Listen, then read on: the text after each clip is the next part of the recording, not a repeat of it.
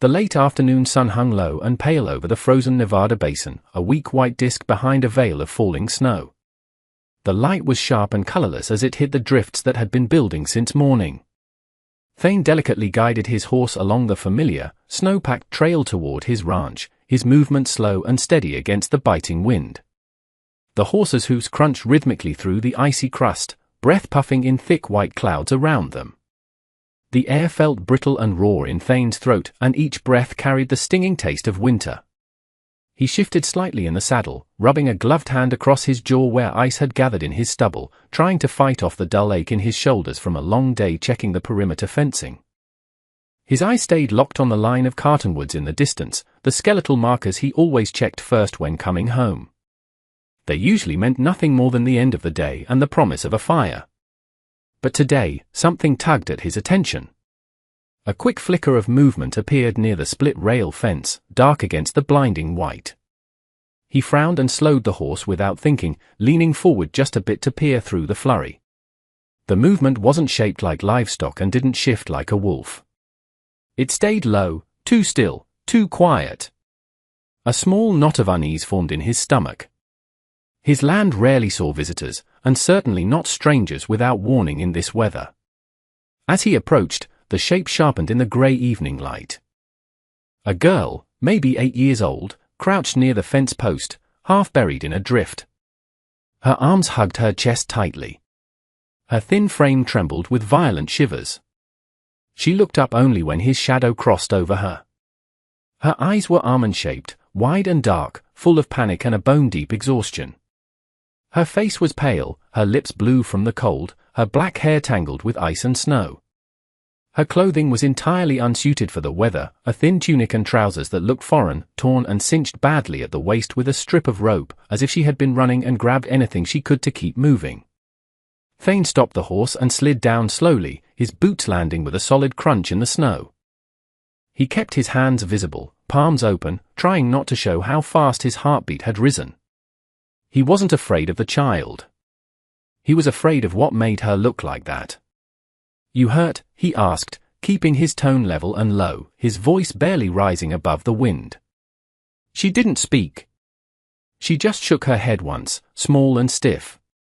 Her eyes flicked past him toward the white hills, her breathing breaking for a second, as though she expected someone or something to follow her through the storm. Thane followed her gaze and felt a thin line of tension pull through his back. Whatever scared her wasn't far away in her mind. He knew that look. He had seen it in men fleeing the war, and now in the eyes of a child who looked like she had walked farther than her body could handle. He crouched a little to meet her eye level, ignoring the wet snow soaking into his knees. "You alone out here?" No answer, just another fragile shake of her head. Meaning, no, she wasn't alone. Or no, she didn't want to say. He didn't press her. Pressing people in that state usually made things worse. She needed warmth first, not questions. "All right," he said quietly. "Let's get you out of the cold." When he reached for her, she flinched first, her shoulders jumping, but she didn't pull away. She was past the point of running. Thane lifted her carefully, shocked by how little weight she had, and set her on the horse. Her hands clung to the saddle horn immediately, small fingers gripping as if the leather was the only thing holding her to the earth. He walked beside the horse instead of climbing up, trudging through the drifts. He wanted her to feel control, not pressure. Her breathing slowed, but she kept glancing behind them, each time making his chest tighten a little more. Something bad had happened. Something recent. The cabin came into view as the sun dropped behind the ridge, turning the snow a bruised purple. Smoke rose from the chimney from the fire he had left banked that morning. Normally, that sight eased him. Today, it didn't. Not with a child he didn't know leaning weakly against the saddle and danger pressing in from the unknown whiteout. By the time they reached the small porch, the girl's grip had loosened, fatigue finally taking over. Thane lifted her down gently. She let him, her body cold and limp against his arm. Inside, he set her near the cast-iron stove and worked quickly, stirring the remaining embers and adding dry logs until heat pushed into the room, battling the draft. The girl didn't speak, She watched him with that same silent fear, as if she expected him to turn her away or ask questions she wasn't ready to face. He didn't. He wrapped a thick wool blanket around her shoulders and pulled a chair closer to the warmth. "You're safe here," he said, unsure if she believed him, but needing to say it anyway. Her eyes softened just enough for him to see relief break through the fear. Thane stood near the frosted window, staring out at the fading light, watching the snowy hills while she drifted toward sleep. He kept turning over possibilities.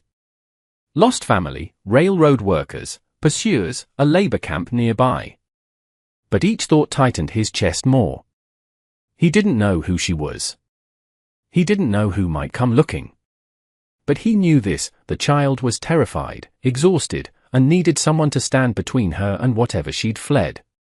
And for tonight, that someone had to be him. The cabin warmed slowly as night settled across the basin. The orange light from the stove pushed back the cold in uneven patches along the floor. Thane kept the flame steady, feeding the fire small pieces of kindling so the heat wouldn't startle the girl or make noise that might worry her. She sat wrapped in the blanket he'd given, legs pulled close to her chest, her eyes flicking around the room as if she were mapping every corner for safety. He moved carefully, avoiding sudden sounds, pulling a tin cup from the shelf and filling it with warm water. When he handed it to her, she hesitated before taking it, her fingers trembling more from nerves than exhaustion. "You can drink," he said quietly. She brought the cup to her lips, sipping slowly, her throat working hard with each swallow. Thane watched for signs of illness or injury, but all he saw was a child who had pushed herself far beyond what she should have. "What's your name?" he asked gently. She paused, gripping the cup tightly. Her voice, when it came, was thin and quiet, heavily accented. "My." He nodded once, letting her see he wasn't going to push her for more. "I'm Thane." Mai dipped her head, acknowledging him, then lowered her gaze back to the cup. He prepared food next, simple broth and a small bowl of rice he had in the pantry, softened in warm water. The cabin filled with a light, savory smell that eased the dryness in the air. Mai watched every motion, cautious but curious, her expression shifting between fear and relief. When he set the bowl in front of her, she froze again, waiting, judging, trying to decide if it was safe. Only when he stepped back a little did she allow herself a small bite. Her jaw moved slowly at first, then faster once she realized she could keep it down. Thane leaned against the table, arms crossed loosely, keeping enough distance that she didn't feel trapped. He let her eat without questions. If she wanted to speak, she would. After a few minutes, she stopped and looked toward the door, her brow tightening. "You expecting someone?" Thane asked in a low voice. She shook her head quickly, fear returning, her breath catching slightly. Thane followed her gaze to the door and felt the familiar weight of responsibility settle across his shoulders. He didn't know who or what she feared, but he recognized the way she kept checking the shadows. Like someone who had run from something still close behind her. Without saying anything, he walked to the door and slid the heavy iron bolt into place with a soft click. Mai jumped at the sound, then relaxed slowly when she understood what he'd done. Her shoulders loosened and her breaths evened out. She finished the last of the rice and set the bowl down carefully, almost apologetically, as if she worried he might be upset by the use of his food. "You did fine," he reassured her. Mai reached into the small pouch tied poorly at her waist. She pulled out a woven bracelet made of red thread, thin, worn, and knotted with a complex design that had clearly been touched 1,000 times. She held it out to him with both hands, her expression serious. Thane didn't take it at first. "You don't have to give me anything." She pushed it forward again, her chin lifting slightly, insisting. He accepted it, feeling the texture. Soft threads, intricate knots, something made with care. Something important enough to carry when she ran. "Thank you," he said quietly. Mai nodded once, satisfied, then wrapped the blanket tighter around herself. Thane laid an extra quilt near the stove and gestured toward it. "You can sleep here. It's warmest." She moved without argument, settling onto the blanket, her eyes still tracking him even as she lay down. Thane sat at the table afterward, cleaning his rifle out of habit more than need, keeping the movement steady and soft so they wouldn't unsettle her. She watched him until her eyes finally drifted shut. Once her breathing settled into the slow rhythm of sleep, Thane looked toward the door again, his jaw clenched. He had taken in a stranger, a child carrying fear that didn't come from nowhere. Something or someone had driven her here through the snow. And whatever it was, he had a feeling it wasn't finished. The sun came up harsh and brilliant the next morning, reflecting off the white basin and slipping through the small cabin window in a single sharp line. Thane woke early, the kind of early that came from unease rather than routine. He sat up slowly on his cot, listening for anything unusual, movement outside, hoofbeats, voices, but the world stayed quiet except for the steady crackle of the stove he had kept burning low through the night. Mai was still asleep near the warmth, curled tightly under the quilt, her breathing soft and even. Seeing her rest so deeply eased him a little, but not enough to settle the tension in his chest. He pulled on his boots, shrugged into his heavy sheepskin coat, and stepped outside with his rifle in hand. The cold air hit him immediately, sharp and still. The ground held a fresh layer of powder that crunched under his steps as he moved toward the fence line. He scanned the horizon first, habit, instinct, and caution all working together, then dropped his gaze to the snow. Footprints. More than he expected. They weren't from Mai alone, and not old enough to ignore. Thane crouched, touching the edge of a boot track that cut deep into the frozen crust. It was fresh, yesterday afternoon, maybe evening, too close to the cabin for coincidence.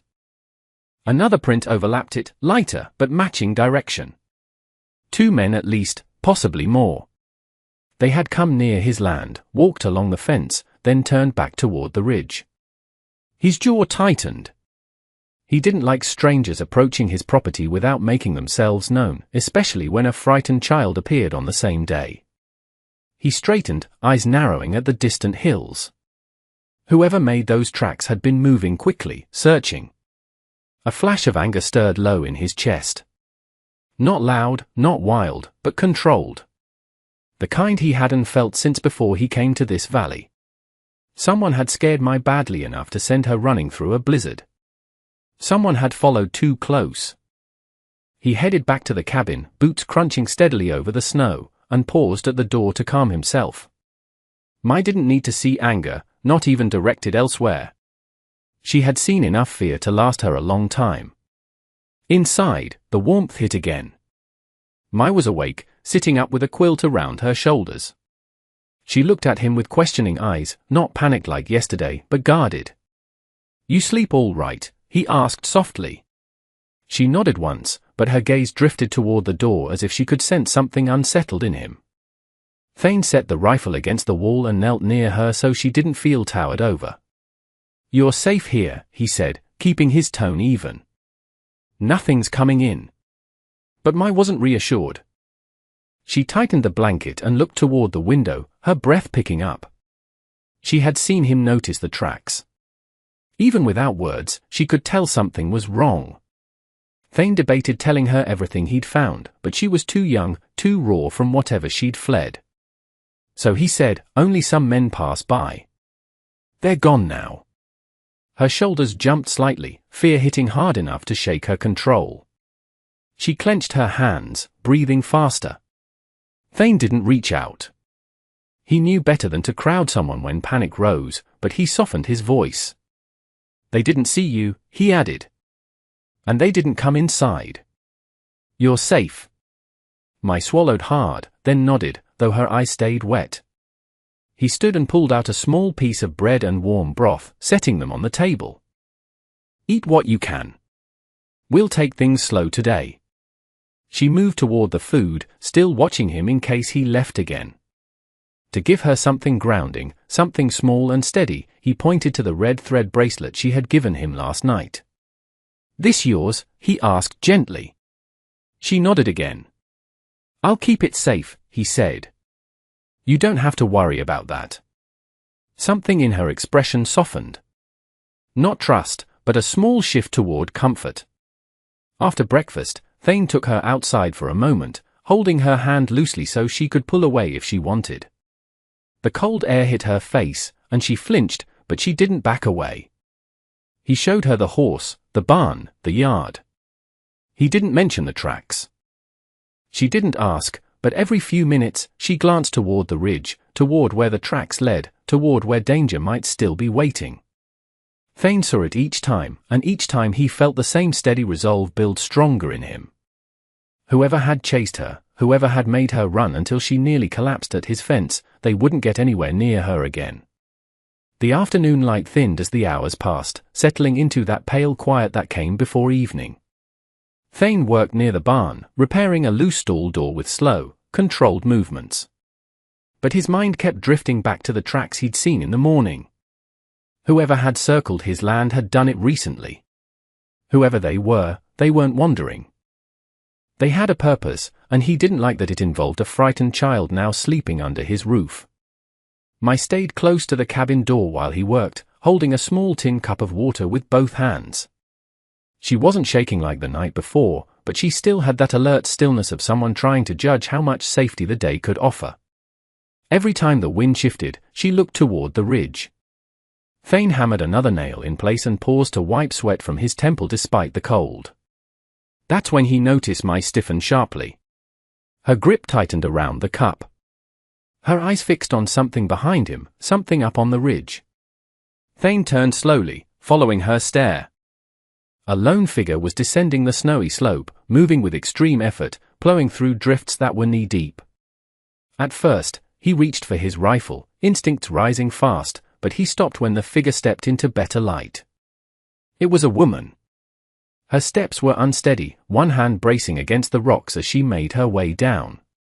She wore a heavy, tattered coat, but beneath it, the flash of color was unmistakable, a high-collared dress of deep blue silk, a traditional cheongsam, dirty and torn at the hem, decorated with intricate embroidery that looked out of place against the harsh, white landscape. Her hair, long and black, was loose and windblown. Her breathing looked heavy even from a distance, blowing in white plumes. Mai gasped, not with fear this time, but with recognition. "Mama," she whispered, the word breaking out of her like something she'd been holding in for too long. Thane didn't move at first. Relief hit him, relief for the girl, but it mixed with new tension. If this woman was her mother, then Mai hadn't been wandering aimlessly. She'd been running to or from something, and her mother had been close behind. The woman reached the bottom of the slope, stumbled once, caught herself, then looked across the yard. Her eyes locked on Mai. They widened, filling with raw relief so clear it stopped Thane's breath for a moment. Mai ran first. Quick steps, small feet kicking up snow. The woman dropped to her knees despite the pain it clearly caused her and caught the girl in her arms with a strength born more from need than physical power. She held Mai tightly, pressing her face against her daughter's hair, closing her eyes as if grounding herself in the reality of the moment. Thane stepped forward then, slow and cautious, not wanting to intrude. When the woman finally looked up, her arms still around Mai, her expression shifted.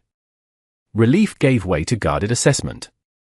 Her eyes, dark and steady, traveled over Thane carefully, measuring him, trying to understand who he was and why her daughter was on his land.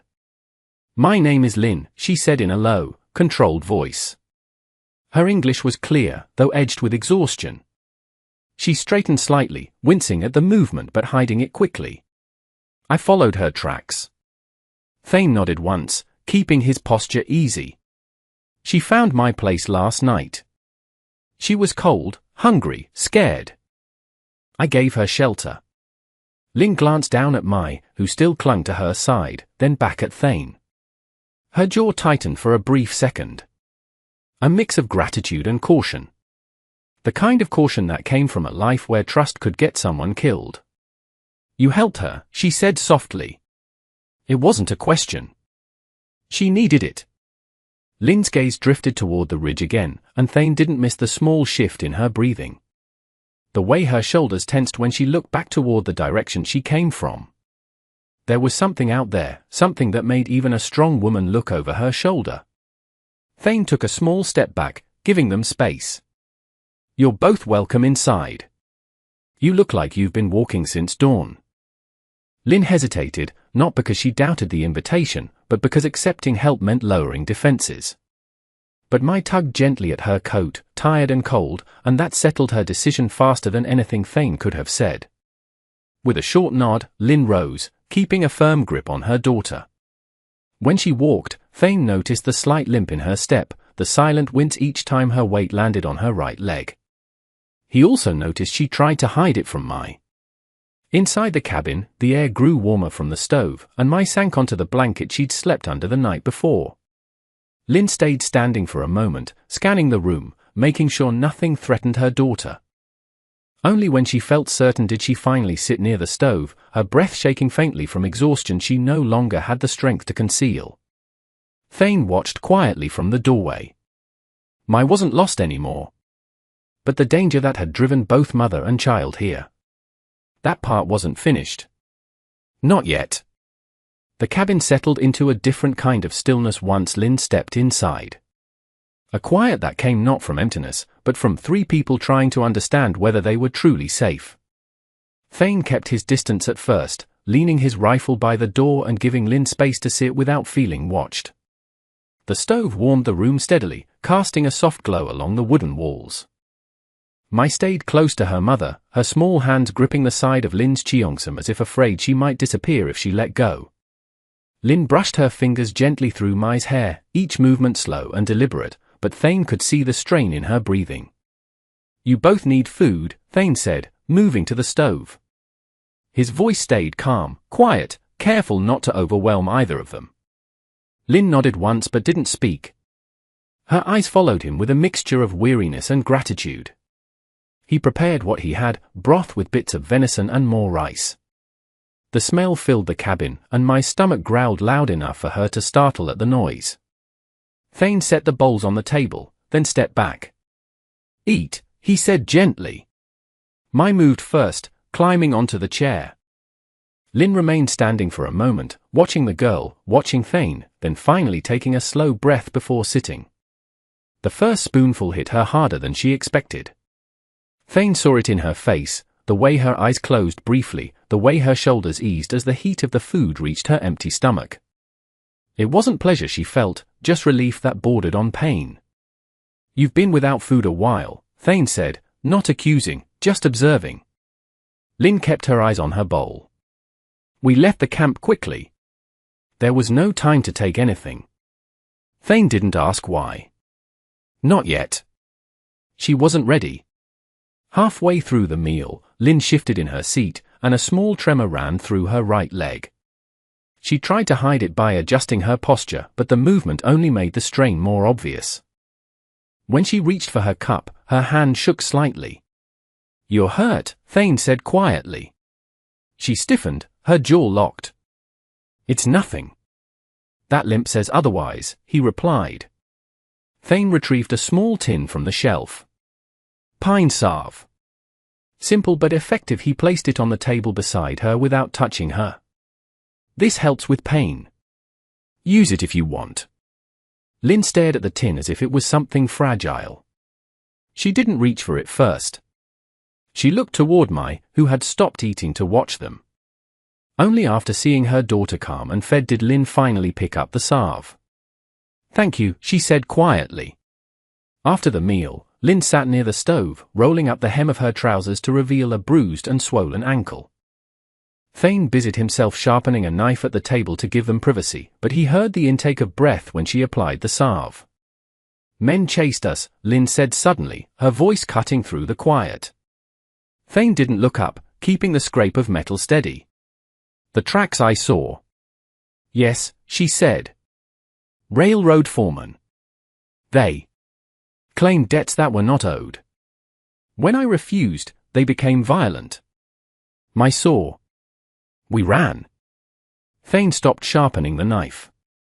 He looked at her then, seeing the steel behind her exhaustion. "They won't find you here." "They are persistent," Lynn warned. "So am I," Thane said. The next morning, the wind carried a colder bite than usual. Thane stepped outside before the sun fully cleared the ridge, scanning the land. Inside, he could hear faint movement, Lynn stirring awake, Mai asking for water. But the peace didn't settle long. Thane's stomach pulled tight when he looked toward the far end of the property. The snow kicked up there wasn't natural. It moved in a steady, deliberate way. Hoofbeats. More than one horse coming in fast. Thane's grip tightened around the rifle, his jaw clenching as he took a step forward. 3 riders broke into view, coats flapping, guns at their sides. Men who looked like they didn't ride for conversation. He stepped up onto the porch and planted himself squarely in front of the door. The riders slowed when they reached the fence line. The lead man shifted in his saddle, eyes sweeping the yard. "Morning," he called, voice carrying easily across the snow. "We're looking for a couple strays. A Chinese woman and a girl. Pass this way." Thane didn't move. His expression stayed flat. "Haven't seen anyone cross here." The man squinted. "Tracks say otherwise." Thane shrugged. Snow drifts do strange things to tracks. A second rider leaned forward, spitting into the snow. "Funny thing. The tracks led right to your fence." Thane felt heat rise under his skin, but he kept it buried. "Not my business who passes. My land's quiet. I keep it that way." The lead rider shifted, frustrated. He scanned the windows of the cabin, trying to see inside. Thane stepped forward half a pace, just enough to block the view. "You mind?" the rider asked sharply. "I do," Thane answered, tone flat but leaving no room for misunderstanding. A long pause stretched between them, heavy and brittle. Finally, the lead man clicked his tongue. "If they come this way, you send word. They're property of the company." Thane didn't respond. The man's jaw twitched, but he pulled the reins and turned his horse. The others followed. Only when they disappeared behind the rise did Thane exhale. He stepped backward into the doorway and closed the cabin door quietly. Inside, Lynn stood near the stove, my clutch tight against her side. "They found us," she said, voice low. "They didn't see anything here," Thane said. "They won't get another chance if I can help it." Lynn studied him carefully. "You took a risk for us." "I did what needed doing." Mai peeked up at him, her eyes wide. Less fear, more trust. Something inside Thane shifted at that look. "We'll stay inside today," he said. "I'll keep watch." Lynn nodded slowly. She wasn't used to relying on others, but the way she looked at Thane told him she understood he meant every word. The days that followed passed with a tense kind of quiet. The sunlight outside grew stronger, but no one stepped outdoors. Inside, a new routine formed. Lynn, her ankle healing, took over the cooking. She used the simple supplies Thane had, flour, dried meat, rice, and turned them into meals that tasted of spices he didn't know he had in his pantry. She moved with a grace that the rough cabin had never seen. Mai followed Thane everywhere he went inside the small space. She watched him mend tools, clean the hearth, and oil the leather of his tack. He found himself explaining things to her, how to check a cinch, how to tell if wood was dry enough to burn. She absorbed it all. One evening, Thane sat at the table whittling a small piece of pine. Lynn sat opposite him, mending the tear in her cheongsam with a needle and thread she'd found in his kit. The firelight danced over the silk, making the blue fabric shimmer. "You have lived here long?" Lynn asked, her voice soft. 5 years, Thane said. "Built it myself." "It is strong," she said. "Like its maker." Thane looked up, surprised by the compliment. Lynn met his gaze, and for the first time, her guard was fully down. In the warm light, she was beautiful, not just resilient, but gentle. It was lonely, Thane admitted, a truth he hadn't spoken aloud before. Until now. Lynn's hands paused on the silk. "We ran from a hard life," she said. "But perhaps we ran toward something better." The silence that followed wasn't empty. It was full of possibility. As the weeks passed and the snow began to melt, revealing the brown earth beneath, the danger felt distant. But the cabin had become too small for 3 people who were no longer strangers. One afternoon, Thane stood outside, measuring the side of the cabin. Lynn came out to join him, wrapping her coat tight against the lingering chill. "What are you doing?" she asked. "Thinking," Thane said. "About adding on a second room. Wood's cut, just needs assembling." Lynn looked at the space he was measuring. "A room for what?" Thane turned to her. He looked at Mai, who was playing near the porch, digging in the slush. Then he looked back at Lynn. "For family. If they want to stay." Lynn's breath caught. She stepped closer, her eyes searching his face. "You would want us to stay?" "Permanently." "I don't want you to leave," Thane said, his voice rough but honest. "I want to protect you. I want this." He gestured between them. Lynn reached out, her hand resting gently on his arm. The touch was careful, deliberate. "I have not known safety in a long time, Thane. But I have found it here." She smiled, a rare, genuine expression that lit up her face. "And I have found more than safety." Thane covered her hand with his own. It was rough and calloused against her smooth skin, but she didn't pull away. She leaned into him, resting her forehead against his shoulder. "Then we build," Thane said softly. "Yes," Lynn whispered. "We build." Mai ran toward them then, holding up a shiny rock she'd found in the mud. She squeezed between them, taking both their hands. Thane looked down at the girl, then at the woman who had brought life back into his frozen world. The riders might come back. The winter would come again next year. But as Thane looked at the foundation of the new room he would build, he knew they would face it all together.